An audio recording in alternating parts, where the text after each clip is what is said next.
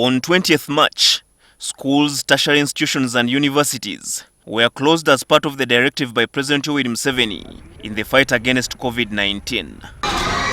Since then, efforts have been on for learners to study from home, using learning materials provided by government and through mass media. When Parliament convened after a month-long recess, MPs sought for clarification on the fate of these institutions. However, many of the MPs want schools to remain closed following the rising number of COVID-19 cases. If you tell me to only allow candidate classes, you find a certain school in a candidate class, they have like 7 or 14 students.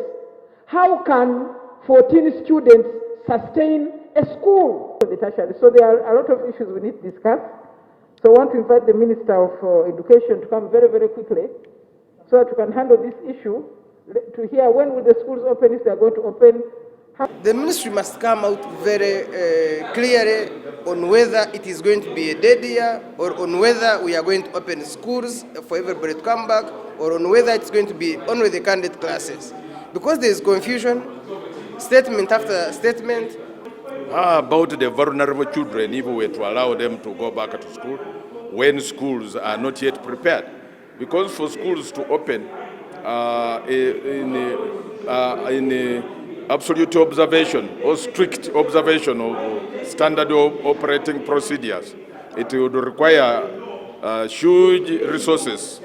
However, State Minister for Tourism Godfrey Kiwanda has informed Parliament that this matter will be considered at a special cabinet meeting called by the President. Of course, the details about education, about they can be availed by the ministers, ourselves as the ministers, but we are still waiting for that communication, which is likely to come by the end of this week. But we are intending to have a special cabinet over all these issues, Madam Speaker. Meanwhile, MPs have rejected an arrangement by the Minister for Microfinance, Ruhakana, to lend to private teachers the 20 billion shillings the President promised them as a cushion against the effects of COVID-19 pandemic. The Minister insists that this money is part of the Emyoga program. And every constituency is supposed to mobilize all the private teachers in that specific constituency to form a circle, and which circle will be supported by with 60 million shillings. Constituency maybe. My constituency alone has over 200 teachers teaching in private schools. Now, what will they share out of 60 million as government fund? The issue here at hand, Honorable Minister and Madam Speaker, how do we cater for teachers? Habad Ziwa, NTV at Parliament. Where they had been